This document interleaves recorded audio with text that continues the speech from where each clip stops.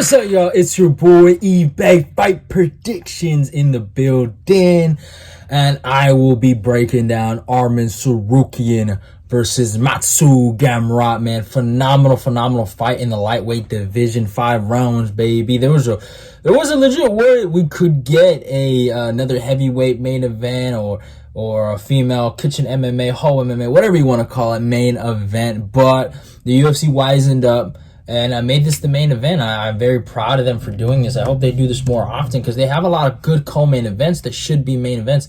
You know, for example, Ponzinibbio versus Michelle Pierre. Imagine you get 5 rounds of that. You know what I'm saying? Like, that was a phenomenal fight, and they just do stuff like it, which is interesting. But I mean, it is what it is. Hindsight is 20/20. If you learn from the mistake, hey, you improved, right? But obviously they learned from the mistake, and hopefully they stop doing this bullshit with the female, main events, man, because no one needs to see that for 5 fucking rounds, you know? I get it. You want to get the hoes ready for fucking championship fights. I get it. I understand that. But I don't need to see it. And then they, obviously, and they don't need to do it, all right? Let them figure out what a championship fight is as a goddamn contender in their first title fight. I could care less. But I mean, let's not get drawn onto kitchen MMA too much, but let's talk about the rankings. Arman Tsarukyan is ranked number 11 and Mateusz Gamrot is ranked number 12. So you got 11 versus 12. Obviously, Arman is defending that number 11 spot. And man, this is basically, in my humble opinion, a future title fight that you could see in the top 5, man. These guys are really good. They match up well with those top 5 guys. I think both these guys have the potential to beat a guy like Justin Gaethje or Dustin Poirier. They're just that good. And it's a phenomenal fight. I love the fight. There's so many, areas to mention. There's a storyline going to this. Former teammates turned into rivals, going into this. Both guys are training in ATT. And in my humble opinion, what I've seen, it looks like Arman was the one that left the gym. And it seems like Gamrot is the one continuing to train at the gym. So I don't know who picked who. But if you're training at ATT, I guess they chose you. Now, Arman's a phenomenal talent. He's a great fighter. He's been actually in Vegas training out there. He's been doing most of his work in the PI, and obviously he's been working with this really new boxing coach. I forgot his name, actually. I can search him up. And he's a cool dude, man. He's a cool dude. He's been working with Anthony Pettis, Cynthia Calvillo. That guy's pretty good. He's a good boxing coach. Hopefully I can see his name. It's taking forever. Hopefully, Jorge Capillo. I think Capitillo. Jorge Capitillo. I think that's the guy's name.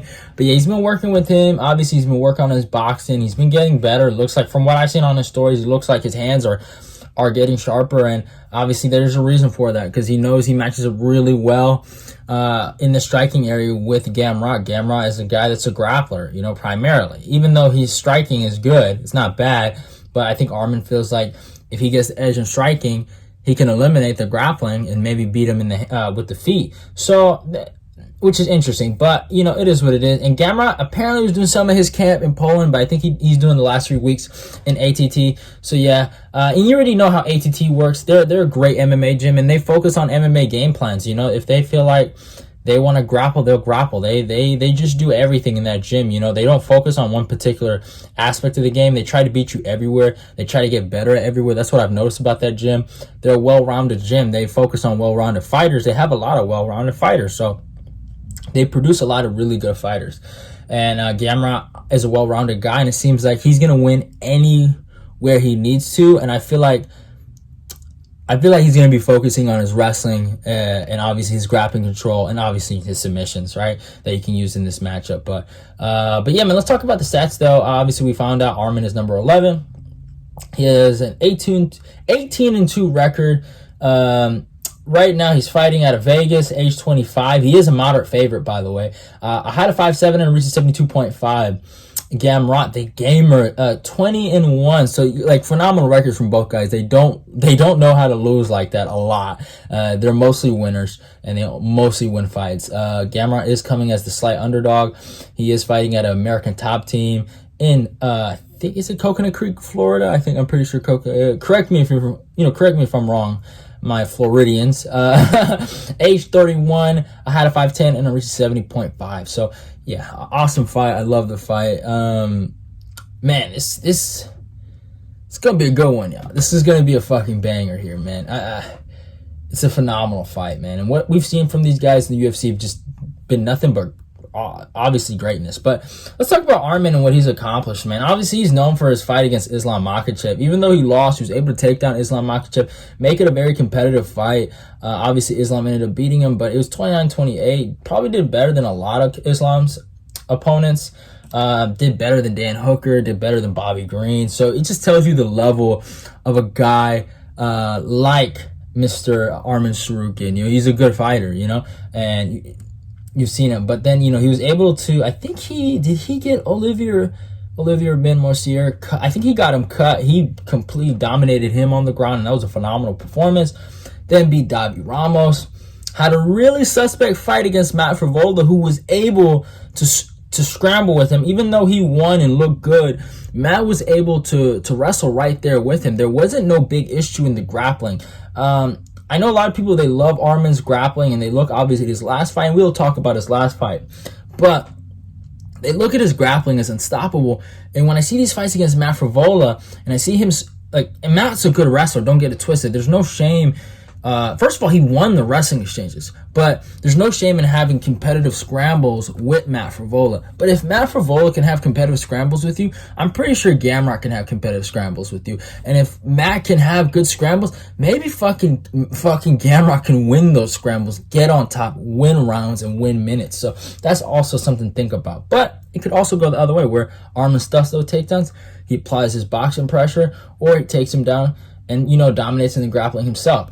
Then, these last two performances by Arman, his Cristiano Gagos fight, who's also fighting on this card, by the way, and his Joel Alvarez fight, I feel like are his best performances, because I will be honest, he made a statement in both fights, you know, especially the Joel Alvarez. But let's talk about the Gagos fight. And again, even in this fight, Gagos got knocked out. There is no, like, Gagos did not do good. He got completely fucking washed. But there is a moment in this fight where Gagos is on top, able to sprawl and get Arman on his back. Like, I'm just saying, I'm telling you, fucking Gamrot can do that too. If fucking Gagos can do it, I'm pretty sure Gamrot can do it. But hey, it is what it is, my opinion. Then he fights. Oh no, actually, my bad. Let's not act like that was the only thing that happened in the Gagos fight. He knocked him out. It was a beautiful, beautiful shot. And what made it awesome is that he throws a head kick and then throws a lead hook, right? But he did that before, and he didn't catch Gagos. And Gagos didn't notice that he almost got caught. He does it again, catches him with a beautiful lead hook, completely floors him, and then the ground and pound was fucking beautiful, man. It was beautiful, man. He destroyed him. You could hear the strikes landing on Gagos' fucking goddamn head. His skull was cracking in there. But yeah, man, he looked amazing in there. And dude, it was a really great performance from Arman, and he completely washed Gagos. He showed levels in that fight. And then here's a fight where everyone was just in awe of Arman and gave him the kind of this I feel like this false sense of security. This is a great win. Beating Joel Alvarez and stopping Joel Alvarez is a phenomenal victory to have. Not a lot of people can say they beat Joel Alvarez. I wonder, like, what's Joel? He doesn't have a lot of losses, right? He's 19-3. He's only lost to Arman, Demir, and then someone else, I guess, further in his career, right? I'm gonna be 100% honest. You can call me a Joel Alvarez fan. I like Joel Alvarez. He's a good fighter, but I'm gonna be 110,000% honest. The man broke all his fucking ribs in the first goddamn 20 seconds of the first takedowns. Internal bleeding, he was done. He even said in interviews saying that I don't even want to get back up. I'd rather actually be on my back because I had a better chance winning that fight. He didn't fight Joel Alvarez, okay? He fought some tall dude that looks like James Vick, you know, and he didn't fight the guy that I thought he was going to fight. I'm not saying that Arman's not good. He is good. But he didn't fight the Joel Alvarez he was supposed to fight. I'm sorry. Injuries played a factor in that matchup. And I get it. Injuries are real. and it's a part of the game. Sometimes you just gotta let it slide. But I'm sorry, he did not fight Joel Alvarez. That Joel Alvarez did not show up, and it is what it is. I might be making excuses, but hey, he got the W. I can't take it away from him. It's on his record. He was able to dominate him in the grappling, completely stop any striking exchanges, and just suffocated him on the ground and ended up finishing him, and completely destroyed him, right? And he has a good win. And now we're here, and he's fighting Gamrot. Now, what has Gamrot accomplished? I mean, a whole lot, bro. The guy is a good fighter, man. He's a tremendous fighter, actually. You look at his first fight, it was a loss against Guram Kudalezi. Now, Guram just had a fight against Mr. Damir Ismagulov. I felt like he won the fight, but it was very close. And the fact that fight was very close means that Guram is a high-level fighter. You go to a very close decision against Damir, you're at a certain level. I think Guram is a really good fighter. And I thought even the fact that Guram does have the win over Mr. Gamrot, I thought Gamrot even won that fight. Even fucking Guram admitted he lost that fight. But it is what it is. He did get dropped, so there is some durability issues. I've never seen Mr. Arman get dropped. I've seen Gamrot get dropped. But it was a good fight. It was a competitive fight. These next two fights, oh my God. Completely destroyed him. Scott Holtzman. Oh my God, he looked like, I was rewatching this yesterday. He looked like Jesus walking on water, bro. Like, I'm sorry if I'm overrating him right now or I'm dick riding, but like, bro, he completely destroyed Scott Holtzman. And I'm not going to say Scott Holtzman is Mr. MMA and something to be feared, but my God, that was a complete destruction. Scott landed one uppercut. That's all I can give him. Besides that, the single legs, the ankle, what's it called? Oh man, how did I forget what that was called, bro? Him just snatching the ankle, the low singles, right? I'll just call them low singles. Well, they were really low singles. The ankle picks. That's what I don't know how I forgot about ankle picks. I'm a wrestler and I forgot about ankle picks, man. What the hell's wrong with me? But man, the low singles, the level changing, the feinting, the way he was moving, the 1-2s. Everything was beautiful. He looked amazing, and he just completely destroyed Scott Holtzman. Then he fights Jeremy Stephens, who isn't the greatest fighter in the world. He won his last fight, by the way, but it is what it is. Completely demoralized him, got the Kimura, and just finished the show. And it was easy. It was easy night in the fucking office. Then he fights Diego Ferreira. Now, this was a lot harder. But again, the takedowns were beautiful. He did struggle with Diego, and there were moments in this fight where it was tough, but Diego's a phenomenal jiu-jitsu player, and he ended up breaking Diego Ferreira's goddamn ribs, right, in my humble opinion. He ended up breaking them bitches, and yeah, man, he basically made him submit to strikes, and it was a good performance. Now, obviously, it wasn't the performance he needed to be the favorite. Obviously, there's a reason why they have him as the dog. It's because of that performance. A lot of people are like, oh, he went life and death with Diego Ferreira, and I mean, it is what it is, but Gamrot, in my opinion, he looked good. He looked solid. So now we're here. He's fighting Arman Tsarukyan, and he's the dog. These are two great fighters. And what I've been seeing a lot on the internet is that they're both great fighters, right? But Arman's just better. I think Arman's opponents made him look a lot better than what he really is. Injured Joel Alvarez and a healthy Diego Ferreira. I'm sorry. I mean, Diego Ferreira got injured too. Don't get it twisted. But he got injured later in the rounds. You know, it's a lot different when you get injured in the complete beginning 30 seconds of the fight. I'm not trying to make excuses, but I'm just saying, what would you rather have? Who do you think is an easier opponent? All right, you saw how those fights went. I'm not going to say anything, but I think you get what I'm saying. I think Cristiano Gagos got caught. All right, he had him on his goddamn back for God's sakes. I think this is a fight Gamrot can win. Now, obviously, I will say Gamrot did get hurt, and I will say, if I were to say that who has advantages in certain areas of martial arts, I would say Arman has a boxing advantage here. He's been working on his boxing, and I think he knows he has the better hands. So he's going to be counting on that, and he's going to sharpen it up, and he's going to get ready to strike. I'm telling you, Arman's coming here to sprawl and box. I'd be very surprised if Arman actually tried to wrestle with Gamrot and try to take him down. I'm telling you right now, he's coming to knock out Gamrot, and I'm very confident he's trying to do that. I think that's the game plan. I could be wrong, but I think he's going to go and try to knock him out.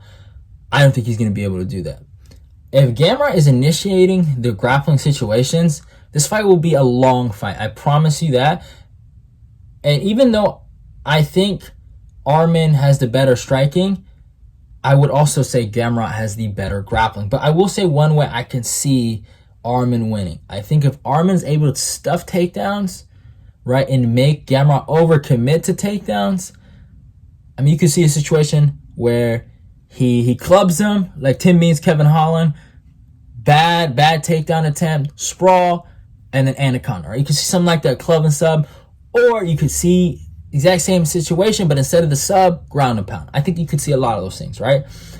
That's some of the ways I can see Arman winning. But the way I can see Gamrot winning, it's only one way. I think it's by decision one. I think Arman's too tough to get finished unless he gets submitted. And I don't see that happening. I think Gamrot just outworking him. You watch Gamrot fight, he has a different kind of pace. He sets a different kind of tone, and it's high work rate, high work rate. Arman is more of a guy that settles into the fight, figures out the fight, kind of like, you know, he's a bit of a slow start. He sets traps, you know, a lot of feints, and he's just figuring out what he wants to do in the fight, you know, stuff like that.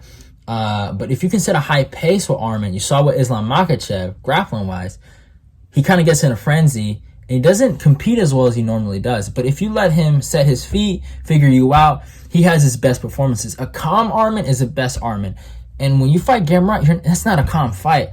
It's it's a lot of craziness. You know what I'm saying? And he's fucking jabbing at your goddamn knee, jabbing at your head, shooting low singles.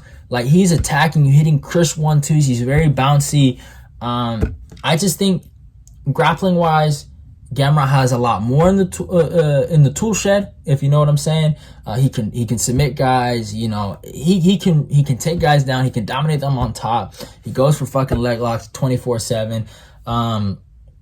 He can be really successful in there. Arman is more just of a wrestler, gets on top of you, ground and pound. That's kind of his game. But for Gamrot, he goes in there, looks for the submission, and he can wrestle too. He can wrestle with the best of them. He's strong as hell. So if you gave me a real prediction, right, of who I think, gun to my head, right, you said I have, like, this is the best way I see it happening. I see Gamrot winning 3-2 against Arman. I think he'll out-grapple him in certain areas. I think he'll get control time. I think his bouncy movement, you know, side to side, being on his bicycle will help him with his striking. And then just level changing won't make the striking difference as bad, because I do think Arman's a bit of a better striker than him. There's more, you can tell Arman's a little more technical. Gamrot's more, he's good, but it's more based on like athleticism more than anything than actual technical skill. Nothing against Arman. I think he's a good striker. Don't get it twisted, but he still has a ways to go, obviously. Not Arman. Did I say Arman? Gamrot. My bad. I mean Gamrot. He still has a ways to go in his striking, but Arman seems like the more technical striker out of the two. And yeah, I just see that fight going that way. I just think that the takedowns by Gamrot will be super clutch. And I think he'll just win certain rounds, especially at the end of the round. I think he'll be smart. He'll get takedowns at the end of the round, maybe winning it like that, like the last 30 seconds. And yeah, 3-2 decision, 48-47 Gamrot. I think it's a great fight. Honestly, yeah, like the striking. It's honestly the striking. It really is. That's the only thing that worries me, honestly, about Arman is the striking and the fact that Gamrot has been dropped before. But besides that, I've seen Arman get tired. I know it's Islam Makhachev, but Gamrot is great. He's a great fighter. And I think he can do the same thing. I think he can out-grapple him. I think he can get him tired. I think he can outwork him. And I think he can put a pace on him. And all that talk about Dan Hooker, man, it's not going to look too cool when you lose, Brody. Hope you enjoy that fucking L you're going to take. This might be a little fucking, little bias, and it's coming from a different kind of place. But man, we don't forget. I want you to know that, Arman, we don't fucking forget. Gamrot is coming for your head. You talk that mess, now you got to back it up, boy. Hopefully you win. You better pray you win, because Gamrot's coming. Gamrot's coming. Mateusz Gamrot. I am Team Poland in this bitch. All right, I looked at my little YouTube algorithm or whatever the fuck it's called. I got a lot of Poland fans or subscribers or whatever the fuck you want to call it, or viewers. I'm rocking with my viewers. All right, Poland all the way. Hey, next Poland champ, baby. Hope you guys enjoyed the video. Go follow me on my Instagram. Go follow me on my Twitter. Like, comment, and share the video. This is your boy eBay, and I'm out of here. Love y'all and goodbye. Also, don't forget to subscribe, like, comment, and share the video. Go click the notification button so you can get more notifications on my videos when I post. And yeah, it is what it is. Love y'all and goodbye. Let's get this eBay Fight Prediction Nation growing.